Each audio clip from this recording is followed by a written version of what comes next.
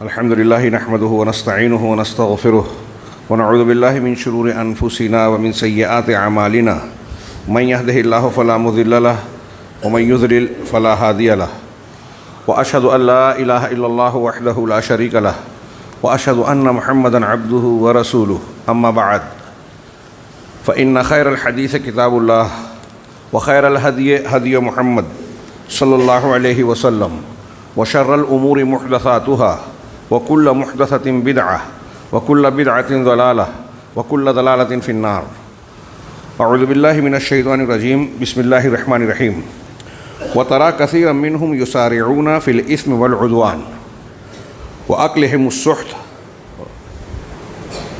لبئس ما كانوا يعملون لولا ينهاهم الربانيون والأحبار عن قولهم الإثم وأكلهم السحت لبئس ما كانوا يصنعون.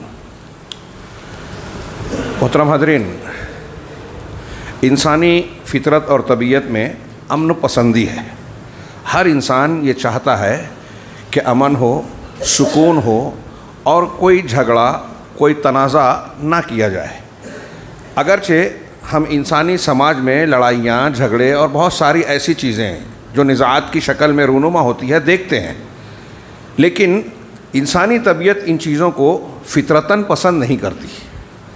ہر کوئی امن و امان کا اور سکون کا، امن و آشتی کا خواہش مند ہوتا ہے. پھر بھی ہم دیکھ رہے ہیں کہ آج کی دنیا کا منظرنامہ ایسا ہے جس میں امن و امان بہت ہی شاذ و نادر پایا جاتا ہے یا بظاہر دکھائی دیتا ہے، لیکن مسلسل اور ہر جگہ غلبہ نظر آتا ہے ظلم کا، زیادتی کا، فساد، بگاڑ، ایک دوسرے کے خلاف تناؤ اور کشمکش کا.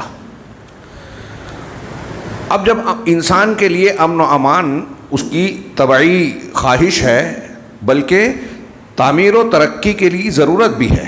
کوئی سماج، معاشرہ ساری نعمتوں سے بہرہور ہو، اس میں سب کچھ دستیاب ہو، لیکن امن نہ ہو تو ساری نعمتیں کرکری ہو جاتی ہیں. وہ انسان کے لیے ہونے کے باوجود نہ ہونے جیسی ہو جاتی ہے. اس لیے نعمتوں کے قائم رہنے، اس کی لذتوں کے برقرار رکھنے کے لیے ضروری ہے کہ امن و امان کا قیام ہو. سیدنا ابراہیم علیہ السلام نے اہل مکہ کے لیے جب کعبہ کی تعمیر کی تو ان کے لیے اللہم اجعل ھذا البلد آمنا وارزق اہلہ من الثمرات دعا مانگی کہ اے اللہ اس شہر کو امن والا بنا اور اس کے باشندوں کو تو پھلوں کی روزی عطا فرما. اہل علم نے کہا کہ دیکھیے سیدنا ابراہیم علیہ السلام پھلوں کی یا روزی کی دعا سے پہلے امن و امان کی دعا مانگ رہے ہیں.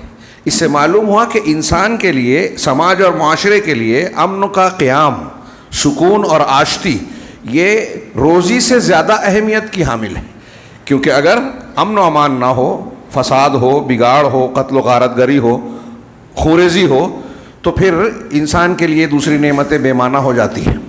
آج ہم اپنے آپ کو فلسطین کے اس ماحول میں، غزہ کے اس ماحول میں رکھ کر دیکھیں جہاں بچے، بوڑھے، جوان، عورتیں، ہر کوئی شخص، ہر کوئی جو ہے ظلم کا نشانہ بنا ہوا ہے. کبھی بھی کوئی بھی افتاد اور آفت آ سکتی ہے، بموں کی شکل میں اور دوسری شکلوں میں. ہر وقت خطرہ اور خوف منڈلا رہا ہے سروں پر. وہ کیفیت کیا ہے؟ ایسی کیفیت میں اگر کوئی دنیا کی کسی لذت اور نعمت کا انہیں ذکر کرے، کھانے پینے کی چیز کو پیش کرے، تو اس میں کتنا مزہ آئے گا. امن و امان اگر نہیں ہے تو ساری نعمتیں بے معنی ہو جاتی ہیں. لہٰذا اس کا قیام اولین ضرورت ہے انسان اور انسانی سماج کے لیے، تعمیر و ترقی کے لیے. اور دنیا کی ساری حکومتیں یہ دعویٰ کرتی ہیں کہ وہ لوگوں کے حقوق کی حفاظت کر کے اپنے اپنے قوانین کے ذریعے سے لوگوں کے لیے امن و امان فراہم کریں گے. حکومتوں کی یہ ذمہ داری ہے. لیکن آج ہم یہ بھی دیکھ رہے ہیں کہ دنیا کی مختلف حکومتیں اپنے اس دعوے میں کس حد تک کامیاب ہیں. ہر جگہ جان، مال، عزت و آبرو داؤ پر لگے ہوئے ہیں، غیر محفوظ ہیں. اب تو بڑے بڑے لوگ غیر محفوظ ہو رہے ہیں، لیڈران، اہل دولت و ثروت، اور وہ زیادہ خطرے میں نظر آتے ہیں. تو ہر طرف ظلم ہے، زیادتی ہے. اب سوال یہ ہے کہ امن و امان کا قیام کیسے ہو؟ مختصر جواب یہ ہے کہ جس رب نے اس کائنات کو پیدا کیا، کائنات کا نظام بنایا، وہی امن و امان کے قیام کا سب سے بہتر نظام، سب سے بہتر دستور دے سکتا ہے اور دیا ہے، اور وہ دین اسلام کی شکل میں ہے.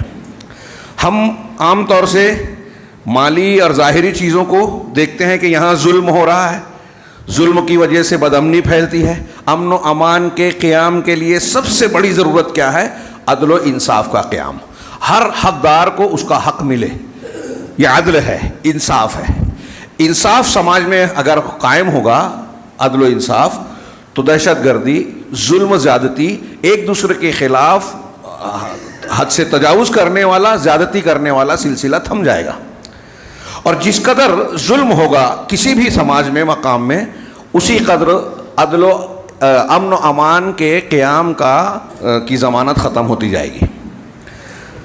اب اس اعتبار سے غور کیجئے کہ دنیا کے اندر عدل و انصاف کا قیام کرنے کے سلسلے میں حکومتیں، عوام، تنظیمیں، دینی غیر دینی جماعتیں کتنی مخلص ہیں، اور ابھی اس کے قیام کے لیے اخلاص اور کوشش. دوسری بات ہے، امن و امان کے قیام کے سلسلے میں شعور کتنا ہے کہ کون سی چیز عدل پر مبنی ہے، کون سی چیز ظلم ہے. ہم ایسا جانتے ہیں، دیکھتے ہیں کہ بہت سارے لوگ دنیا کے ابھی اسی بات سے واقف نہیں ہے کہ عدل کیا ہے اور ظلم کیا ہے. ہم اس چیز کو تو ظلم مانتے ہیں کہ کسی کا حق چھین لیا جائے، کسی کو مارا جائے، کاٹا جائے، بے جا ظلم و زیادتی کی جائے.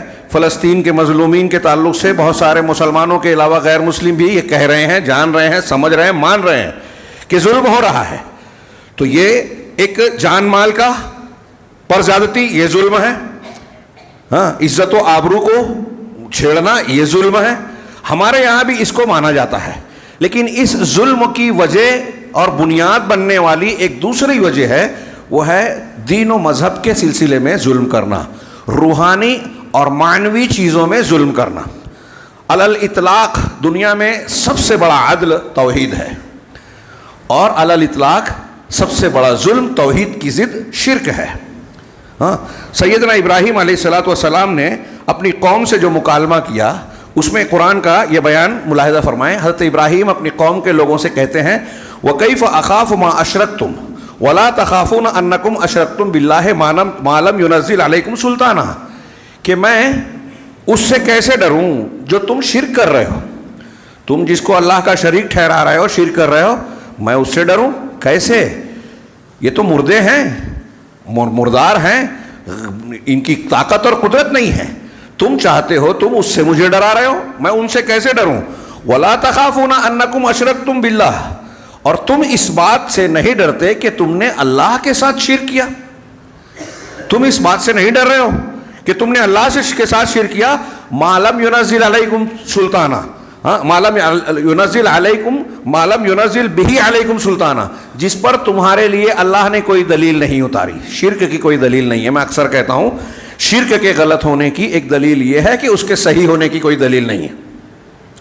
تو اللہ تعالیٰ نے قرآن میں یہ بات جگہ جگہ کہی. حضرت ابراہیم نے کہا کہ تم اللہ کے ساتھ شرک کر رہے ہو.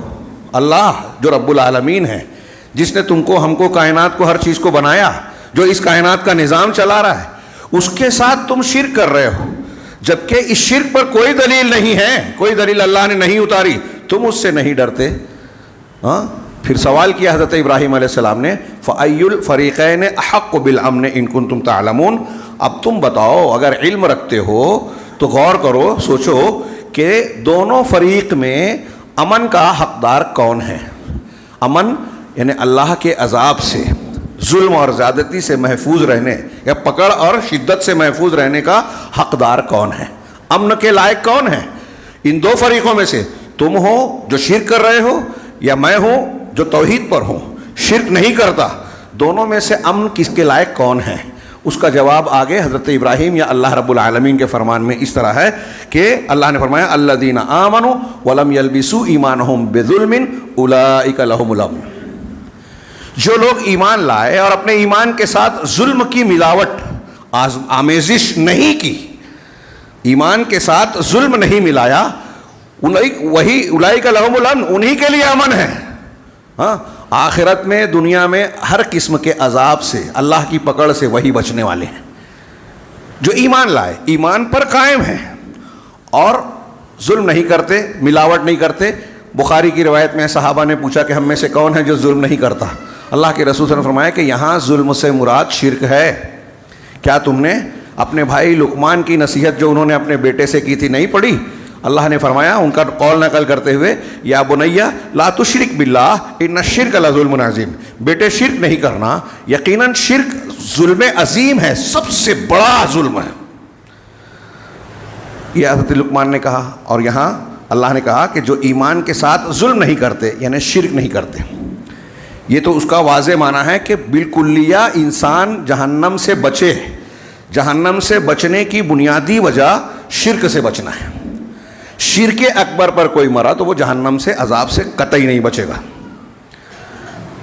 اور اگر دوسرے جہنم میں ایک کچھ مسلمان بھی جائیں گے، توحید والے بھی، اللہ تبارک و تعالیٰ کا فیصلہ اگر ہوا، ان کے گناہ کا پلڑا بھاری ہوا تو جائیں گے، لیکن بعد میں نکالے جائیں گے. تو یہ پہلے یا کچھ دنوں کے لیے، کچھ مدت کے لیے بھی جو جائیں گے، اس سے بھی بچنا ہے. تو ہر ظلم سے، ہر گناہ سے بچنا ہوگا. تو جو ظلم سے جتنا زیادہ بچے گا وہ عذاب سے اتنا محفوظ رہے گا، ہر قسم کے گناہ سے. یہ آخرت کی بات تو ہے ہی، دنیا کی بات بھی ہے. اللہ نے فرمایا کہ یہی لوگ امن کے زیادہ لائق ہیں جو ایمان والے ہیں اور اپنے ایمان کے ساتھ ظلم کی آمیزش نہیں کرتے، اور یہی لوگ ہدایت والے ہیں، صحیح راستے والے ہیں. ایک دم کلیئر بات ہے. غیر مسلم تو ابھی جانے دیجئے، سیدھی سادھی صاف ستھری قرآن کی بات کو ہمارے بہت سے مسلمان سمجھنے کو تیار نہیں ہیں. یا تو دین کو جو نہیں مانتے، دین کو مانتے ہیں تو دین کی اس تعبیر کو مانتے ہیں جو اللہ تبارک و تعالیٰ اور رسول اللہ صلی اللہ علیہ وسلم نے بتائی نہیں ہے، اور جو بتایا ہے اس کو یا تم اس کو مانتے نہیں ہیں، جو مانتا ہے اس کی مخالفت کرتے ہیں. نئے نئے مسلک بنا لیے، نئی نئی فکر ایجاد کر لی، اور ایسے افکار اور مسائل کو اختیار کیا جہاں دین کے نام پر ظلم کیا جا رہا ہے، شریعت کے ساتھ ظلم کیا جا رہا ہے. جو میں نے کہا کہ یہ مالی اور جسمانی قسم کے مظالم سے ہٹ کر ایک روحانی ظلم ہے. یہ بھی ظلم ہے کہ آدمی شرک کرے، یہ بھی ظلم ہے کہ شرک کی تائید کرے، یہ بھی ظلم ہے کہ اللہ کے رسول صلی اللہ علیہ وسلم کے دین کی مخالفت میں بنائے ہوئے دین کو دین بتائے. اس سے بڑھ کر ظلم کیا ہوگا؟ اور یہ ظلم مسلمان دین سمجھ کے کرتا ہے، بہت سارے مسلمان. ہاں، ابھی کچھ لوگ بتا رہے ہیں کہ یہ بحث چل رہی ہے، میں نے وہ دیکھا نہیں اس لیے آج اس پہ کہنا تھا کہ کچھ لوگ یہ کہہ رہے ہیں کہ لا الہ الا اللہ یا جو توحید کا معنی ہے اس کی مراد حاکمیت ہی ہے. سید قطب صاحب، شیخ ابو العلا مودودی صاحب ان کی تشریح کے مطابق کہہ رہے ہیں کہ لا الہ الا اللہ کو حاکمیت اور دین کو سلطنت کے معنی میں، طاقت کے معنی میں لیا جائے، یعنی اسلام کی دین کی سیاسی تعبیر. اور مولانا مودودی صاحب وغیرہ نے جو کہا کہ انبیاء کرام علیہ الصلوۃ والسلام جتنے بھی آئے سب کا اہم مقصد یہی تھا کہ حکومت الہیہ، امامت کبریٰ کو قائم کرے، اسلامی حکومت قائم کرے، نفاذ کریں. اور نماز، روزہ، حج، زکوٰۃ، یہ ساری عبادات اس کا ذریعہ اور وسیلہ ہے، یہ ٹریننگ ہے، اصل مقصد حکومت کا قیام ہے. یہ بھی ظلم ہے. شریعت کے معنی ہی کو پلٹ دیا، جو بنیاد ہے اس کو جو ذریعہ بنایا. نماز روزہ یہ ذریعہ ہے، یہ اصلاً عبادت ہے، یہ تخلیق کے مقصد کو پورا کرنے کا ایک ذریعہ ہے. اللہ تبارک و تعالیٰ ان کے متعلق سوال کرے گا. جہنمیوں سے پوچھا جائے گا کہ ما سلککم فی سقر، قرآن نے نقل کیا کہ جہنم میں تم کو کس چیز نے ڈالا؟ تو پہلا جواب ان کا ہوگا لم نک من المصلین، ہم نمازی نہیں تھے. نماز نہ پڑھنے کی وجہ سے جہنم میں جا رہے ہیں. اور تمام انبیاء نے اسی پر زور دیا، توحید پر، عبادات پر. حکومت کو اس کے ذریعے کے طور پر استعمال کیا جائے گا. حکومت اصل مقصود نہیں ہے، ثانوی درجہ رکھتی ہے. یہاں پادی پلٹ دی گئی کہ جو ذریعہ ہے اس کو، اب اس بنیاد پر کیا کیا عمارت کھڑی ہو گئی. شیخ ابو العلا مودودی صاحب کی عبارتیں پڑھیے، رونگٹے کھڑے ہو جاتے ہیں. وہ کہتے ہیں کہ انبیاء کرام کی جو فہرست ہے اس میں صرف 2 نبیوں کو ہم دیکھتے ہیں کہ حضرت موسیٰ علیہ السلام اور ہمارے نبی جناب محمد رسول اللہ صلی اللہ علیہ وسلم، یہ اپنے مشن میں کامیاب ہوئے صرف پورے طریقے سے. اس کا مطلب 1,24,000 کی تعداد، جس میں سے 25-30 کے بارے میں قرآن حدیث میں ہم کو بتایا گیا ہے نام کے ساتھ. ہاں، یہ سارے کے سارے ناکام ہیں انبیاء کرام، کیونکہ انہوں نے حکومت قائم نہیں کی، نہیں کر سکے. اب یہ انبیاء کے بارے میں، صحابہ کے بارے میں ایسے ہی بیانات. مجدد، ان کی تجدید احیاء دین پڑھیے، اس میں پوری اسلامی تاریخ میں کوئی کامل مجدد ہوا ہی نہیں. عمر بن عبدالعزیز قریب تھے، لیکن اس سے پہلے موت آ گئی، چلے گئے. دین کی غلط تعبیر، سیاسی تعبیر کرنے کا یہ نتیجہ نکلا. اور اس سلسلے میں اہل علم نے تحقیقی طور سے ثبوت طور پہ پیش کیا کہ اس سلسلے میں مولانا مودودی صاحب کی فکر جو ہے وہ فلاسفہ اور مناطقہ سے متاثر تھی. امامت کے مسئلے میں شیعوں سے، روافض سے ان متاثر تھے. ہاں، منہاج الکرامہ جو ایک ابو ابن مطہر کی کتاب ہے شیعہ کی، جس کا جواب منہاج السنہ علامہ ابن تیمیہ نے دیا، اس میں جو اس نے امامت کی فکر پیش کی تھی، انہوں نے پیش کی.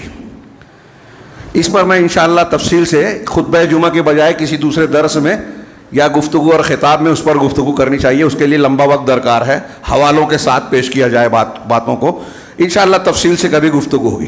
میں صرف مثال کے طور پہ تذکرتاً بات آ گئی، وہ یہ کہ یہ جو تعبیرات اور اسلام کی تشریحات ہے، جس سے بہت سارے ہمارے آج کے نوجوان ایک بڑی تعداد میں متاثر ہو جاتے ہیں.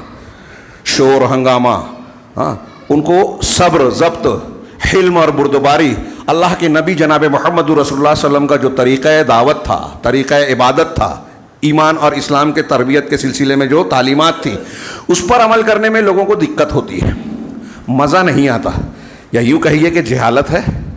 اب سیدھا سمپل سوال ہے، آپ اگر سماج اور معاشرے کی اصلاح، تربیت، تزکیہ کرنا چاہتے ہیں، دعوت و تبلیغ کا کام کرنا چاہتے ہیں، تو ایک سیدھا سا جواب ہے، سوال ہے کہ نبی صلی اللہ علیہ وسلم اور صحابہ کرام سے بہتر کیا کوئی بات کا کرے گا؟ اللہ کے نبی سے بہتر دعوت، تبلیغ، اصلاح، تزکیہ کوئی کر سکتا ہے؟ اللہ کے نبی صلی اللہ علیہ وسلم تو پیغمبر ہیں ہی، پریکٹیکل طور پر، تاریخی ثبوت کے طور پر پورے صحابہ کرام کا معاشرہ ہمارے سامنے ہے کہ جب آپ کی بعثت ہوئی اس سماج میں تو کتنی جہالت تھی، جاہلیت تھی. ہاں، زندگی کا کوئی شعبہ ٹھیک ٹھاک نہیں تھا، ہر طرح سے بگاڑ، خرابی، فساد تھا. یہ جو ہم بحث کر رہے ہیں، ابھی میں جو بحث کر رہا ہوں کہ امن نہیں تھا کسی بھی طریقے سے، کمزور مظلوم تھا، طاقتور ظالم تھا، جس کو جہاں موقع ملتا ظلم کرتا. ایسے سماج میں اللہ کے نبی صلی اللہ علیہ وسلم کی بعثت ہوتی ہے، اور آپ کی 23 سالہ نبوت کے دور میں ہم دیکھتے ہیں کہ وہ سماج کتنی تیزی سے تبدیل ہوا، ایمان اور اسلام میں داخل ہوتے جاتا، اور انتہائی شرافت اور اخلاق کے اعلیٰ ترین معیار پر اپنے آپ کو ثابت کرتا، پیش کرتا.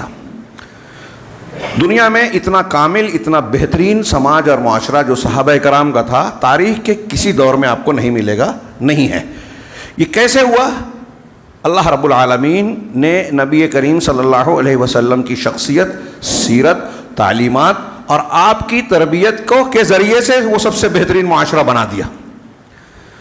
اب کوئی بھی زمانہ، آج کا زمانہ لے لیجئے، اس سے زیادہ بگاڑ ہے، جاہلیت اور جہالت والا ہے کیا؟ اگر ہے بھی تو کیا نبی صلی اللہ علیہ وسلم کے طریقہ اصلاح سے بہتر کسی دانشور کا، کسی فلسفے اور منطق سے متاثر آدمی کا، رافضیت کا کوئی طریقہ بہتر ہو سکتا ہے؟ یا اللہ کے نبی صلی اللہ علیہ وسلم کا طریقہ؟ سیدھی سی بات ہے کہ نبی کریم صلی اللہ علیہ وسلم کے طریقے کو اختیار کرنا چاہیے، آپ کی دین کی تشریحات کو سامنے رکھنا چاہیے. ہمارے یہاں دین کے نام پر بھی لوگ دین کی مخالفت کر رہے ہیں، دین کے نام پر وہ دین اختیار کر رہے ہیں جو صحیح نہیں ہے، اور اتنا ہی نہیں کہ چلو غلط دین اختیار کر لیا اس پہ کام کر رہے ہیں، جو صحیح کر رہے ہیں ان سے جھگڑا کرتے ہیں. اہل حق کی، اہل بدعت کی ایک نشانی بتائیے سلف سے خلف نے عقیدے کی کتابوں میں دیکھیے، اصولوں کی کتابوں میں دیکھیے کہ وہ اہل سنہ کے علماء کرام کو برا بھلا کہتے ہیں، ان کو مختلف برے القاب سے ملقب کرتے ہیں. یہ اہل عہد اول سے خوارج، روافض، معتزلہ سے لے کے آج تک نظر آئے گا کہ بدعتی اہل الحدیث کو برا بھلا کہتے ہیں. میں نے اس سے پہلے کئی مرتبہ ذکر کیا، امام حاکم ابن قطان کا قول نقل کرتے ہیں کہ روئے زمین پر کوئی بھی بدعتی ہو وہ اہل الحدیث سے بغض ضرور رکھے گا. یہ بدعتی کی پہچان ہے اور یہ اہل حدیث کی شان ہے کہ جو اہل حدیث ہوگا، اہل حق، اہل السنہ ہوگا، وہ حق پر قائم رہنے کی وجہ سے ہر باطل کا اہل باطل کا مبغوض ہوگا. یہ ایک طریقے سے انسان کے لیے کبھی تکلیف کی بات نظر آتی ہے، لیکن دوسرے پہلو سے بڑی تسلی کی بات ہے، خوشخبری ہے. تو یہ ایک پہچان ہے اہل بدعت. اور یہاں ہم دیکھتے ہیں آج سوشل میڈیا پر ادھر ادھر دیکھیے، ہاں، جہاں کہیں کوئی واقعہ ہوتا ہے، اہل السنہ اہل الحدیث کو چھوٹے چھوٹے معاملات میں متہم کر کے، وہ حکومت ہو، علماء ہو، عوام ہو، ان کو جو ہے نشانہ بنانے، بدنام کرنے کی کوشش کی جاتی ہے. اور اس میں صرف وہ اپنی بدعت اور اپنے انحراف کی وجہ سے ہی نہیں کرتے، بلکہ چاہے نہ چاہے شعوری غیر شعوری طور پر یہ یہود، نصارہ، ہنود، اسلام دشمن طاقتوں کا آلہ کار بنتے ہیں، کیونکہ ان کی یہ خواہش ہے، کوشش ہے، ایجنڈا ہے کہ اہل الحدیث کو پنپنے نہ دیا جائے. ان کے پاس سچا دین ہے، قرآن و حدیث والا، اگر یہ آ گیا سامنے تو ہمارا باطل ٹک نہیں پائے گا. یہ میں ہوائی بات نہیں کہہ رہا ہوں، اس کے ثبوت ہیں، دستاویزی ثبوت ہیں، رپورٹیں آ چکی ہیں. بات تھوڑی سی پھسل گئی ضمنی طور سے کہ دینی اعتبار سے بھی لوگ ظلم کا شکار ہیں، اور عام حالات میں بھی ہم اس بات کا رونا روتے ہیں، بار بار ذکر اور قصہ بیان کرتے ہیں کہ اسرائیل ہم پر ظلم کر رہا ہے، امریکہ اس کا ساتھ دے رہا ہے، یورپ اس کا ساتھ دے رہا ہے. جو لوگ بظاہر ہم سے ہمدردی کا مظاہرہ کرتے ہیں وہ بھی کہیں نہ کہیں منافقت برتتے ہیں کہ دکھاوے میں وہ یہ کہتے ہیں کہ ہم آپ کے ساتھ ہیں، دو چار بیان بازی کرتے ہیں، لیکن عملی طور سے کوئی مخلصانہ کارروائی نہیں کرتے جس سے یہ ثابت ہو یا اس بات کی ضمانت ملے کہ مظلوم کو کچھ سہارا ملے، اس کو اس کے حق کا کچھ حصہ ملے. باطل پرستوں کا ایجنڈا عالمی سطح سے لے کے ہمارے گھر تک کام کر رہا ہے. لیکن اس تناظر میں اور ایسی بہت ساری چیزیں، وقت نہیں ہے، کافی دیر سے جمعہ کا خطبہ شروع بھی ہوا، میں بات کو سمیٹ رہا ہوں بہت ہی اختصار کے ساتھ. آپ غور زیادہ کیجیے کہ ہر سطح پر ظلم ہو رہا ہے، اور ہم چاہتے ہیں کہ اس ظلم کی روک تھام ہو، سد باب ہو. تو اس کے لیے ہمیں کیا کرنا ہے؟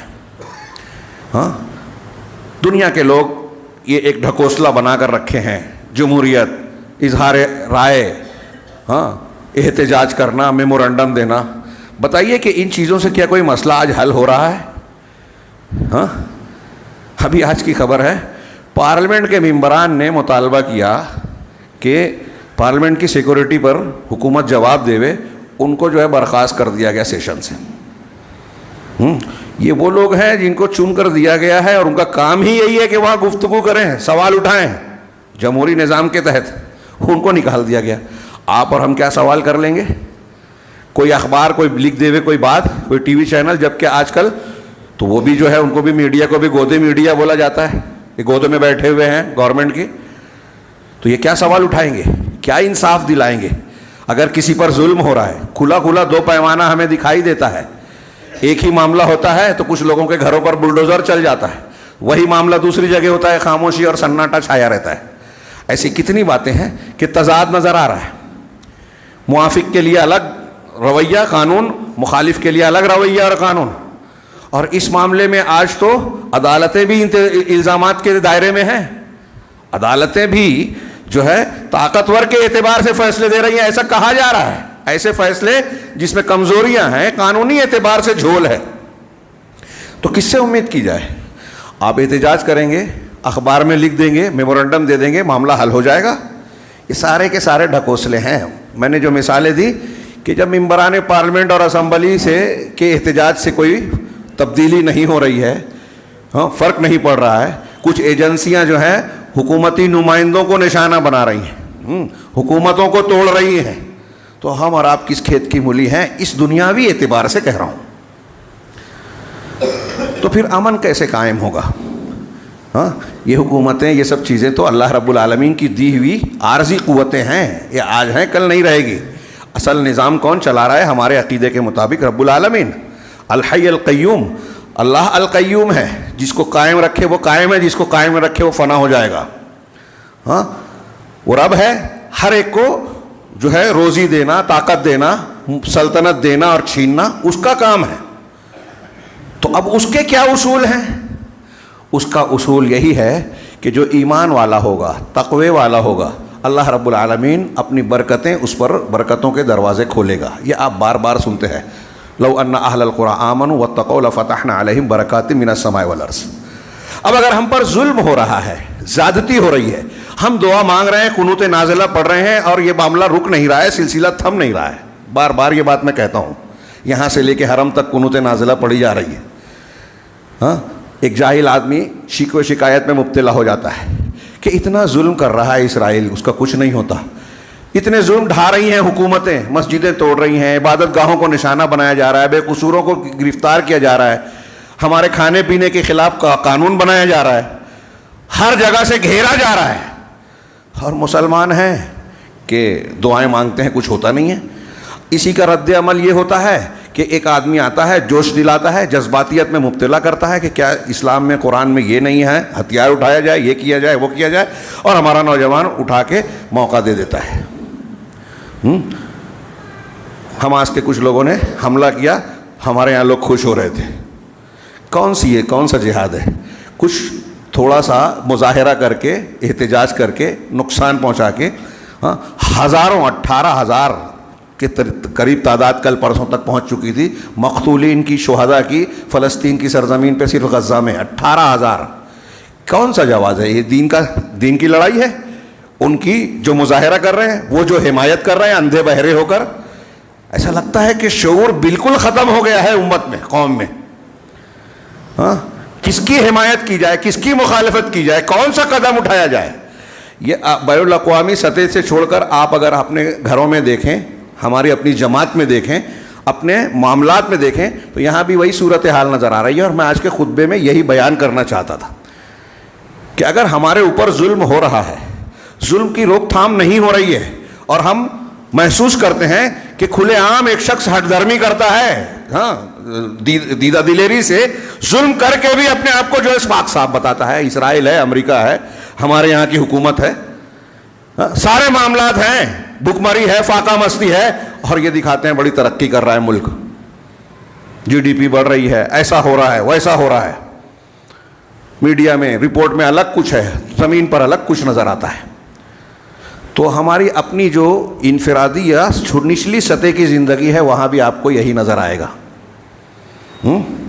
ایک آدمی کوئی ظلم کر رہا ہے، کسی کی عزت سے کھیلتا ہے، جماعت کی مخالفت کرتا ہے، غلط کا ساتھ دیتا ہے، غلط کرتا ہے تو ہمارے ہاں غلط کا ساتھ دینے والے، کتنا بھی کوئی غلط ہو اس کا ساتھ دینے والے آپ کو مل جائیں گے. جب یہاں غلط کا ساتھ دے رہے ہیں، ایک آدمی کسی پر ظلم کرتا ہے اور آپ ساتھ دیتے ہو، تو اگر اسرائیل حملہ کر رہا ہے اور امریکہ ساتھ دے رہا ہے، اس کے خلاف پاس ہونے والی اقوام متحدہ میں قرارداد کو جو ہے ویٹو کر دے رہا ہے، تو ہم چیختے چلاتے ہیں کہ یہ تو بہت ظلم ہے، زیادتی ہے. آپ اور ہم بھی تو وہی کر رہے ہیں. ہمارے یہاں جو طاقتور ہے وہ غلط کا ساتھ دیتا ہے. طاقتور سماجی معاشرتی طور پر، جماعتی طور پر، کسی بھی طور پر غلط کا ساتھ دے رہا ہے. تو آپ جب غلط کا ساتھ دے رہا ہے تو آپ کے اوپر والا دے رہا ہے، تو کیا غلط کر رہا ہے؟ آپ اور ہم اگر شرک کر رہے ہیں، آپ اور ہمارے یہاں مسلمانوں میں اسلام کے خلاف شرک بدعت ہو رہا ہے، اور لوگ کہہ رہے ہیں کہ بدعت کو بدعت مت بولو، متحد ہو جاؤ، ہر ایک اپنے اپنے مسلک پر عمل کرو، کوئی شرک کر رہا ہے تو شرک کرنے دو، کوئی قبر پرستی کر رہا ہے کرنے دو، کوئی بدعت و خرافات کر رہا ہے کرنے دو. تو جب ہم اللہ کے دین کو کھلواڑ بننے دینا چاہتے ہیں، قرآن حدیث کو ماننا ہی نہیں چاہتے، قرآن ہے کہہ رہا ہے شرک مت کرو، ہم کہہ رہے ہیں کرنے دو. قرآن کہہ رہا ہے رسول کی اطاعت کر رہا ہو، آپ کہہ رہے ہیں کہ نہیں، بزرگوں، پیروں اور فلاں کی بات بھی ماننے دو، اللہ کے رسول کی سنتوں کو رد کرنے دو. اللہ کی توحید، عظمت و کبریائی کو چھوڑ کر ہمارے ہاں تصوف کے نام پر بزرگان کے واقعات بیان کیے جاتے ہیں، بزرگوں کی طرف وہ چیزیں منسوب کی جاتی ہیں جو اللہ کی خصوصیت ہے. ہم اللہ کی شان اور عظمت میں دھبا لگائیں، شرک کریں، دوسروں کو اللہ رب العالمین کے برابر ٹھہرائیں، اور یہ امید کریں کہ اللہ کی مدد ملے گی. فَأَيُّ الْفَرِيقَيْنِ أَحَقُّ بِالْأَمْنِ، امن کس کو ملے گا، مشرک کو یا معاہد کو؟ اللہ نے جواب دیا کہ مشرک کو نہیں ملتا امن. ہم اور آپ امن چاہتے ہیں، مسلمان امن چاہتے ہیں. تو میں نے کئی مرتبہ کہا کہ سب سے بڑا مسئلہ اور بنیاد ہے توحید، عقیدہ. اس کو درست کیا جائے، اور پھر ضمنی طور سے ہم دیکھیں اس توحید کے بگاڑ سے جو ہمارے یہاں سماج اور معاشرے میں بگاڑ ہے. کسی موقع سے تفصیل پیش کروں گا کہ ہمارے یہاں دین بھی لوگوں نے غلط بتایا. دین کا کام کرتے ہیں تو کچھ لوگ صرف فضیلت بتا رہے ہیں, کچھ لوگ یہ بولتے ہیں کہ آپ جو بھی کرو ایک ہو جاؤ, حکومت قائم کرو, اصل مقصد حکومت کی اقامت ہے, حلال حرام اور یہ سب کوئی مسئلہ نہیں ہے, چل جائے گا. تو نتیجہ کیا دیکھ رہے ہیں ہم سماج اور معاشرے میں؟ کون سا مالی ظلم ہو, اخلاقی معاملہ ہو, ہاں لین دین کا, ہر جگہ ظلم ہو رہا ہے, ہر جگہ. ارے دوسروں کی بات چھوڑیے, جو دین کے ٹھیکیدار ذمہ دار بنتے ہیں ان کے یہاں مظالم میں کوئی اصول ضابطہ نہیں ہے. اگر اپنے ساتھ والا ہے تو چور بھی مقرب ہے, اور مخالف اگر ہے تو اس کی اچھائیوں پر بھی کہ درس قرآن درس حدیث بھی روک دو. ہمارا ساتھی ہے تو چور بھی ہے تو چلے گا, خیانت کرنے والا چلے گا. تو آپ کے پاس کوئی اصول ہے؟ کوئی یہ نہ سمجھے میں فلاں پر طنز اور تعریض کر رہا ہوں, یہ نتائج ہیں ہمارے اعمال ہے جس کو ہم بھوگ رہے ہیں. اب اگر حکومتیں یا اوپر کے لوگ ہم پر ظلم کر رہے ہیں تو آپ شکایت مت کیجئے, کل آپ کو بھی چھیڑا جائے گا, آپ پر بھی ظلم ہوگا, آپ کی بھی حکومت یا جو آپ کی طاقت ہے جس پر گھمنڈ ہے آپ کو چھین لیا جائے گا.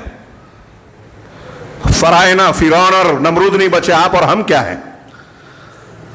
تو میں یہ کہہ رہا تھا کہ آپ چھوٹے چھوٹے سطح پر دیکھیے, یہ ہمارے یہاں سماج میں جو مسائل ہیں نا, ایک ایک موضوع کو لے کر بحث کرنے والا خطبہ اور درس دینے والا ہے, لیکن اب خطبے اور درس بھی کتنے مفید ہوتے ہیں. کچھ لوگ سنتے ہیں اس کے بعد بھول جاتے ہیں. زیادہ سے زیادہ مولانا نے اچھا کہا برا کہا, اس سے زیادہ فرق پڑتا ہوا نظر نہیں آتا. اب وہ سماج تو ہے نہیں کہ قرآن حدیث سننے کے بعد آدمی بدل جائے, گناہ سے توبہ کر لے, ایسا لگتا ہی نہیں ہے. ہمارے دلوں میں توحید جو نہیں ہے, اللہ کی عظمت نہیں ہے, آخرت کا ڈر نہیں ہے, اللہ کے عذاب کا خوف نہیں ہے, اس لیے یہ باتیں بھی بیکار نظر آتی ہے. ہاں اب دیکھیے ہمارے سماج اور معاشرے میں کتنے مظالم ہیں. ابھی وراثت کے مسائل ہمارے یہاں گھر گھر میں ہیں, حصے بکرے کے جھگڑے. کیوں ہوتے ہیں جھگڑے؟ اس لیے جھگڑے ہوتے ہیں کہ اللہ اور رسول نے جو حصے مقرر کیے ہیں وہ ہم لوگ وہ ماننا نہیں چاہتے. جھگڑا اسی وقت ہوگا نا. بھائی آپ کے یہاں کوئی معاملہ ہوا, مسئلہ نہیں سمجھ رہا ہے, مفتی صاحب سے آپ نے تقسیم کے مسائل پوچھے, شریعت کی روشنی میں انہوں نے بتایا یہ حقدار ہیں, اتنا اتنا بنتا ہے, اور یہ تقسیم اس طرح کر لیا جائے. اب قرآن حدیث جو بتا رہا ہے, ہم منہ سے نہیں کہیں گے کہ ہم قرآن حدیث نہیں مانتے, ہم گھوم پھر کے آئیں گے, نہیں ایسا کیسے, میں نے یہ کیا, میرا یہ حق بنتا ہے, میں محنت کر رہا تھا, یہ ایسا ہو رہا تھا. پھر دنیا کے گھما پھرا کے کوشش کیا ہوتی ہے کہ جو اللہ اور رسول کا مقرر حصہ ہے اس سے ہم بڑھا لیں, ہمارا بھائی بہن کا گھٹا دیں. بھائی بہن کا حصہ ہی مارتے ہیں ہم, دوسروں کا نہیں. وہی میں بولتا ہوں عجیب غریب معاملہ ہے, سگے بھائی بہن کے ہوتے نہیں ہیں اور ہمارے یہاں بڑی بڑی باتیں کرتے, دوسروں کے لیے قربانی کی بات کرتے ہیں. یہ معاملہ ہے زمین کی جائیداد کے, وہ ایک مستقل ٹاپک وہ ہے. میں نے سنا کیا آپ حضرات میں سے ہر کوئی جانتا ہوگا, ہمارے شہر میں بہت سارے لوگ ایسے ہیں کہ غیر قانونی طور سے دوسروں کی زمینوں پر قبضہ کرتے ہیں. کوئی اپنا حصے سے آگے بڑھا لیتا ہے, کوئی جھوٹے کاغذات بنا کے زمینیں بیچ رہا ہے, اور اس کو خریدنے والے عام طور سے غریب لوگ ہیں. اپنی زندگی کی جمع پونجی جو ہے لگا کے ایک زمین خریدتے ہیں, سال بھر بعد پتہ چلتا ہے کہ وہ تو فیک ہے, کاغذات غلط ہیں, اصل ملکیت کسی اور کی ہے, یہ جھوٹا کاغذ بنا کے دلال نے اور چور نے ہم کو بیچ دیا. اب اس کا کیس چل رہا ہے, تو پھر روز جو ہے وہ پریشانی میں مبتلا. اب تھوڑی دیر کے لیے سوچئے کہ ایک غریب آدمی چھوٹی چھوٹی بچت کر کے ایک رقم جماتا ہے, کچھ قرض لیتا ہے, اپنے کچھ چیزوں کو بیچتا ہے اور ایک زمین کا ٹکڑا لیتا ہے, اور اس کے بعد اسے پتہ چلتا ہے کہ جو اس نے خریدا ہے وہ اس کی بیچنے والی کی تھی ہی نہیں, کل اس سے چھینی جا سکتی ہے, کل اس سے وہ خالی کرائی جا سکتی ہے. تو اتنے دنوں سے جو اس نے محنت کر کے کمایا بنایا, وہ ایک لخت تو اس کے ہاتھ سے نکل گیا. وہ کیسا مظلوم ہے وہ, اپنے آپ کو وہاں رکھیے. اور ایسے کتنے ہیں ہمارے شہر میں. اس مظلوم کے دل سے جب کوئی بد دعا نکلے گی تو ہم اللہ کے رسول صلی اللہ علیہ وسلم کی اس حدیث کو یاد کریں کہ اتق دعوت المظلوم, مظلوم کی بد دعا سے بچو, فإنہ لیس بینہ وبین اللہ حجاب, اس لیے کہ اس کے اور اللہ کے درمیان کوئی رکاوٹ, کوئی حجاب, آڑ نہیں ہوتی, فوراً قبول ہوتی ہے. اب ہمارے یہاں روز ہم لوگ مظلومین کی بد دعائیں لے رہے ہیں اور یہ امید کرتے ہیں کہ تھوڑا ذکر و اذکار کر لیں گے, جمعہ کے دن نماز پڑھ لیں گے, سورۃ الکہف کی تلاوت کر لیں گے, کچھ دکان مکان کے بچاؤ کے لیے صبح شام کی کچھ دعائیں پڑھ لیں گے تو بچ جائیں گے. ایسے ہی ہے، یہ کھلواڑا بچا رکھا ہے ہم لوگوں نے دین کے ساتھ. جو میں کہتا ہوں، ہمارے شیخ کہتے تھے کہ مزاروں پہ شرک ہو رہا ہے، سجدہ ہو رہا ہے غیر اللہ کو، قبر پر طواف، نذر و نیاز اللہ کے غیر اللہ کے نام پہ اور اوپر جھنڈے پہ لکھا ہے لا الہ الا اللہ. ایسے ہی ہم لوگوں نے دین کا بورڈ لگا رکھا ہے.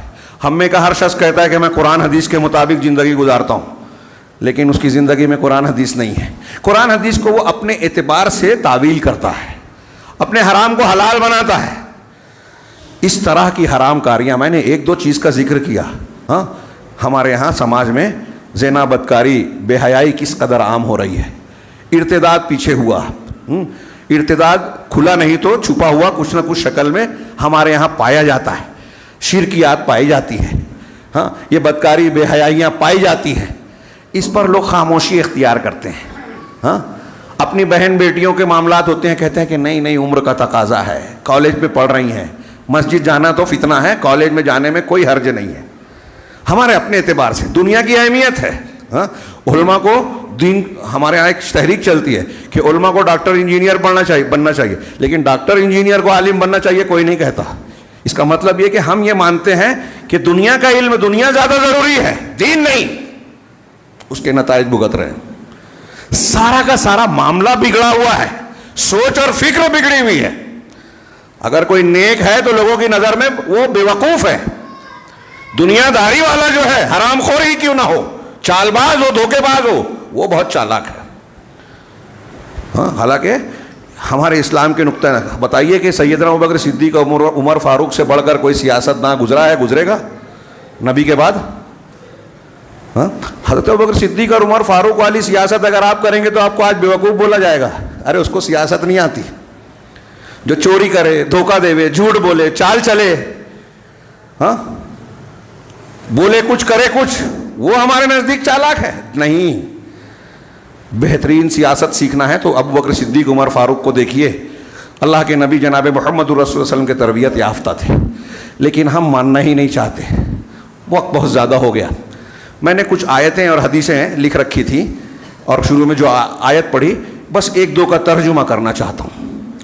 اور اس تناظر میں کہ اگر ہم یہ چاہتے ہیں کہ ہمارا سماج اور معاشرہ اللہ کی رحمت و مدد کا مستحق بنے، ہم پر جو خارج سے ظلم ہو رہا ہے اس سے ہم اپنے آپ کو محفوظ بنانا چاہتے ہیں، تو ہمارے داخل میں، ہمارے گھر میں، جماعت میں، مسجد میں، کارخانے میں ہم جو ظلم کر رہے ہیں اپنے سے چھوٹوں پر، اپنے ساتھیوں پر، اپنے بیوی بچوں پر، اس ظلم کے سلسلے کو روکیں. تب ہمارے اوپر کے ظلم کا سلسلہ رکے گا. یہ اللہ کا قانون ہے جو قرآن کی بہت سی آیتوں میں ہے. اللہ تبارک و تعالیٰ نے ایک جگہ ارشاد فرمایا کہ فلولا من القرون من قبلکم اولو بقیہ ینہون عن الفساد فی الارض الا قلیلا ممن انجینا منہم. اس سے پہلے بھی کئی مرتبہ یہ آیت آپ سن چکے ہوں گے، میں نے خود کئی مرتبہ پڑھی ہے. اللہ تبارک و تعالیٰ نے ارشاد فرمایا کہ پس کیوں تم سے پہلے زمانے کے لوگوں میں ایسے اہل خیر، ایسے نیک لوگ نہیں ہوئے جو زمین میں فساد پھیلانے سے روکتے. جو فساد پھیلانے والے ہیں، بگاڑ کر رہے ہیں، حرام کھا رہے ہیں، حرام کر رہے ہیں، لوگوں پر ظلم و زیادتی کر رہے ہیں، ان کو روکتے. گھر میں اگر کوئی بہو بیٹی پر ظلم کر رہا ہے، آپ کو پنچ کے طور پر بلایا گیا تو آپ وزن دیکھ کے فیصلہ مت کیجئے، ظلم کو روکیے. آپ کے سماج اور معاشرے میں ظلم ہو رہا ہے، آپ کے اندر طاقت ہے، اس کی اپنی طاقت کے مطابق اسے روکیے. اللہ تعالیٰ سوال کر رہا ہے کہ ایسے کیوں نہیں ہوئے؟ سوائے ان چند کے جنہیں ہم نے ان میں سے نجات دی تھی. الا قلیلا ممن انجینا منہم قرآن کی تعبیر ہے. سوائے ان چند لوگوں کے جنہیں ہم نے نجات دی. اس جملے سے کتنی بلاغت کے ساتھ ایک واضح ہو رہا ہے کہ جو لوگ ایسا کرتے ہیں کہ کوئی ظلم کر رہا ہے تو اس کو روکتے ہیں، ان کو اللہ نجات دے گا، بچائے گا. ان کو ہم نے نجات دی، مگر ایسے بہت تھوڑے لوگ تھے. اس کا دوسرا مطلب، الٹا مطلب کیا ہوا کہ جن لوگوں نے ایسا نہیں کیا، اپنی طاقت ہوتے ہوئے آنکھ بند کر لی، کیوں دوسروں کے پھٹے میں ہاتھ پیر ڈالے. ہمارے یہاں بولتے ہیں نا لوگ، ظلم ہو رہا ہے، جانتے ہیں، روک سکتے ہیں، لیکن نہیں کیا، تو ایسے لوگوں کو اللہ نے نجات نہیں دی، تباہ کر دیا، عذاب میں گرفتار کر لیا. اور جو ظالم ہیں، اللہ رب العالمین نے فرمایا کہ وَاتَّبَعَ الَّذِينَ ظَلَمُوا مَا أُتْرِفُوا فِيهِ وَكَانُوا مُجْرِمِينَ. جو ظالم تھے، ظالم لوگ تو اس چیز کے پیچھے پڑ گئے جن میں انہیں آسودگی دی گئی تھی، اور وہ گنہگار تھے. یہ ظالم اصل میں مجرم تھے، وکانوا مجرمین، یہ مجرم تھے، اور جب مجرم تھے تو کس چیز کے پیچھے پڑے؟ جس میں لذت ہے، آسودگی ہے، دنیا داری ہے، ہم کس چیز کے پیچھے بھاگ رہے ہیں؟ یہ قرآن کہہ رہا ہے، ایسا لگتا ہے جیسے آج کا، یہ پرانے لوگوں کا ذکر ہے، دنیا داروں کا، آج کا منظر بھی اس سے مختلف نہیں ہے۔ یہود و نصارہ کی ایک اور آیت پیش کر کے بات کو ختم کروں گا، لیکن وہاں بھی یہود و نصارہ کے بارے میں اللہ نے کہا، اور آج اس آیت کو اگر ترجمہ کر کے ہم اپنے سماج میں دیکھیں تو لگے گا کہ اللہ تعالیٰ نے ہمارے سماج کا نقشہ کھینچا ہے۔ لَتَتَّبِعُنَّ سُنَنَ مَنْ كَانَ قَبْلَكُمْ، تم اپنے سے پہلوں کے نقش قدم پر چلو گے، اللہ کے رسول نے فرمایا تھا۔ تو ظالم لوگ، تو جو ظالم ہیں وہ جو دنیا کی خوشحالی ہے، حلال ہے، حرام ہے، اس کے پیچھے پڑ گئے۔ آج ہمارے یہاں یہی صورتحال نقشہ ہے۔ اللہ نے آگے کہا وَمَا كَانَ رَبُّكَ لِيُهْلِكَ الْقُرَىٰ بِظُلْمٍ وَأَهْلُهَا مُصْلِحُونَ، اللہ ایسا نہیں ہے کہ بستیوں کو ظلم کر کے تباہ و برباد کرے، کسی پر بم گرے اللہ ظلم ہونے دے، ایسا نہیں ہے۔ وَأَهْلُهَا مُصْلِحُونَ، اس حالت میں کہ اس کے باشندے اصلاح والے ہوں، نیک ہوں، صالح ہوں۔ اگر لوگ صالح ہیں، اصلاح کرنے والے ہیں، تو اللہ تعالیٰ اس کو تباہ نہیں ہونے دے گا، ظلم نہیں کرے گا اللہ تعالیٰ۔ اب اگر تباہی ہو رہی ہے، ظلم ہو رہا ہے، آزمائش سے بڑھ کر عذاب کی شکل ہے، تو اس کا مطلب یہ ہے کہ ہم اصلاح والے نہیں ہیں، ہمارے سماج اور معاشرے میں ظلم ہو رہا ہے۔ اب وہ ظلم شرک کی شکل میں، دین کو کھلواڑ بنانے کی شکل میں ہے، یا لوگوں کی جان مال کو اور ان کا حق مارنے کی شکل میں، لوگوں کی بد دعائیں سمیٹنے کی شکل میں، کہیں بم گر رہا ہے تو کہیں قانون ہمارے خلاف بن رہا ہے۔ ظلم کی بہتات ہے، بھرمار ہے، اور اس کی وجہ خود ہمارے مظالم ہیں۔ یہ قرآن کی ایک آیت۔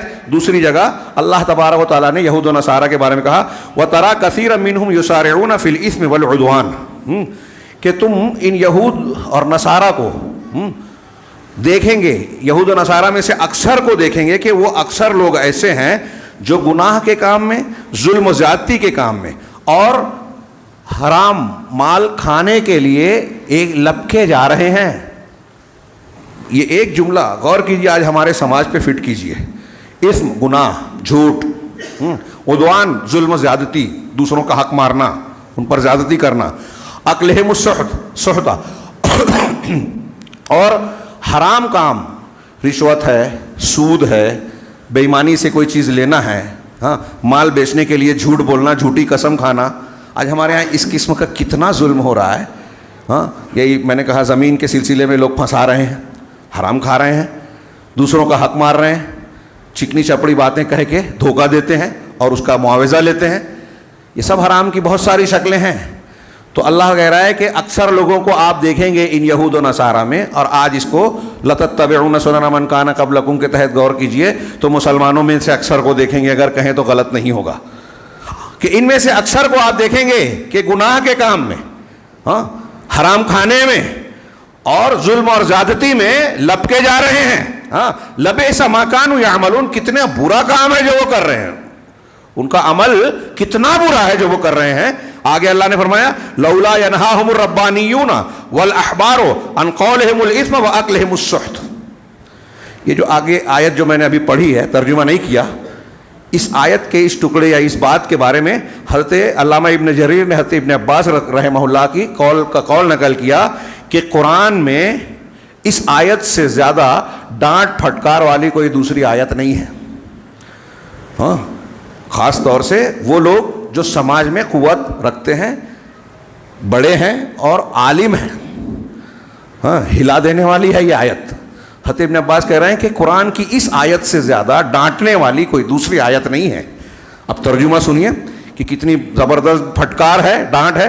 اللہ نے کہا کہ لولا ینہاہم الربانیون والاحبار، کہ ان لوگوں میں جو ربانیین اور احبار ہیں، اللہ والے، نیک عبادت کرنے والے، احبار علماء، حبر کی جمع، تو جو عابد بندے ہیں اور جو علماء ہیں، ہمارے ہاں بہت سارے لوگ اس کے دعوے دار ہیں کہ بڑے دیندار ہیں، عبادت گزار ہیں، دین کا کام کرتے ہیں، تو ایسے لوگ اور علماء ایسا کیوں نہیں ہوا کہ ان لوگوں کو روکتے، ان قولہم الاثم واکلہم السحت، ان کے جھوٹ باتوں کے بولنے اور حرام کھانے سے کیوں نہیں روکتے؟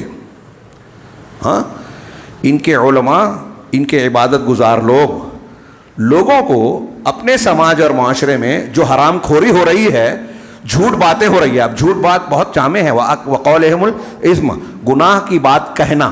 اب اس میں شرک بھی ہے، بدعت کی تائید بھی ہے، الٹی سیدھی باتیں ہیں. ابھی ہمارے یہاں لوگ بولتے ہیں شیخ عبد القادر جیلانی مردے کو زندہ کر دیا. ہمارا پبلک بول رہی ہے واہ واہ سبحان اللہ الحمدللہ. یہ جھوٹ بات بول رہے ہیں. اللہ رب العالمین کی شان میں گستاخی ہو رہی ہے. سنت کے مقابلے میں بدعت کو پیش کیا جا رہا ہے. یہ سب سے بڑا جھوٹ ہے. جھوٹی حدیثیں بیان کر رہے ہیں دین کے نام پہ. تو جھوٹ بات میں یہ جھوٹ بول کر زمین بیچنا، جھوٹ بول کر اپنا پھل بیچنا. ایک پھل والا بھی جھوٹ بول کے بیچ رہا ہے، وہ بھی جو ہے جھوٹ بات میں شامل ہے. تو اللہ تعالیٰ کہہ رہا ہے کہ ان کے علماء اور رہبان احبار نے، علماء اور عابد لوگوں جو سماج اور معاشرے کے بڑے ہیں یا برآوردہ ہیں علم کے اعتبار سے، عبادت کے اعتبار سے، وہ کیوں نہیں روکتے ان کو جھوٹ بات، بری بات، گناہ کی بات. میں نے کئی ترجمہ کیا قولہم الاسم عربی میں جو ہے کہ جھوٹ بات یا گناہ کی بات کہنے سے، وَأَكْلِهِمُ السُّحْتَ، اور حرام کھانے سے. اب حرام کھانے میں جتنی شکلیں ابھی ہم نے بیان کی اور جو نہیں بیان کی سب ہے. ناجائز طریقے سے جو کر، اس کو کیوں نہیں روکا؟ لَبِئْسَ مَا كَانُوا يَصْنَعُونَ، بہت بری چیز ہے جو وہ کرتے تھے. یہ جو کر رہے ہیں نا، اللہ کہہ رہا ہے کہ بہت برا ہے یہ. اب اگر یہی ہم کہہ رہے ہیں تو کر رہے ہیں تو کیا اچھا ہو جائے گا؟ میں بیان کر رہا ہوں تو بولیں کہ مولانا فلاں کو بول رہے ہیں. فلاں فلاں نہیں، یہ قرآن کی آفاقی تعلیم ہے. ہر زمانے، ہر علاقے، ہر انسان کے لیے ہے. آپ کے لیے ہے، میرے لیے، ان کے لیے، سب کے لیے ہے. جو یہ کرے گا وہ برا کر رہا ہے. اب کسی پر فٹ ہوتا ہے تو وہ اپنی اصلاح کرے. ان دو آیتوں کو اور اس سے پہلے کی باتوں کو پیش کرنے کے بعد ایک حدیث کو بیان کر کے جو آپ سن چکے ہیں صرف فٹ کر لیجئے اپنے اوپر. اللہ رب العالمین کا، نبی کریم صلی اللہ علیہ وسلم کا فرمان ہے والذی نفسی بیدی لتأمرن بالمعروف ولتنہون عن المنکر. اس ذات کی قسم جس کے قبضے میں میری جان ہے، اللہ کی قسم، تم ضرور بضرور نیکیوں کا حکم دیتے رہو. ڈبل تاکید کے ساتھ کہا، قسم کھا کے. اللہ رب العالمین، اللہ کے رسول صلی اللہ علیہ وسلم نے بہت پختہ کہ نیکی کا حکم دیتے رہو. وَلَتَنْهَوُنَّ عَنِ الْمُنْكَرِ، اور منکر سے روکتے رہو. میں آج کے خطبے میں جو میرا مرکزی عنوان سوچ کر آیا تھا اور نہیں دے سکا، حالانکہ کافی باتیں آئی، وہ یہ کہ نہی عن المنکر، برائی سے روکنا. یہ ہمارے سماج میں دیندار لوگ بھی نہیں کرتے. دین کا مظاہرہ کرتے ہیں. اب جو لوگ فضائل بیان کر رہے ہیں ان کو آپ بولیں کہ بھائی وہ بدعت ہے، قرآن نہیں، ہم مسائل میں نہیں پڑھتے. برائی سے روکنے میں سامنے والا ناراض ہو جائے گا تو ناراضگی لوگ کو نہیں مول لے لینی ہے. اللہ ناراض ہو رہا ہے اس کی پرواہ نہیں ہے، آپ یہ کہنا چاہتے ہو؟ بندہ یہ سوچے گا نہیں، لیکن نتیجہ تو یہی ہے کہ آپ لوگوں کی ناراضگی نہیں لینا چاہتے. اللہ ناراض ہو رہا ہے اس پہ. آپ کے سماج میں برائی ہو رہی ہے تو اللہ ناراض ہوگا نا. آپ اس کو روک نہیں رہے ہیں. تو اب فضائل والے برائی سے نہیں روک رہے ہیں. ایک آدمی شرک کر رہا ہے، وہ یہ نہیں بولیں گے کہ آپ شرک کر رہے ہیں، رک جائیے، اللہ اسے معاف نہیں کرے گا. ایک آدمی نعتیہ کلام پڑھ رہا ہے صبح میں، ہم مصلحتوں کا شکار ہیں، بول بھی نہیں سکتے، بولیں گے تو جھگڑا ہوگا، یہ الگ بات ہے، مصلحت راجحہ. لیکن کوئی بندہ بولنے والا نہیں ہے.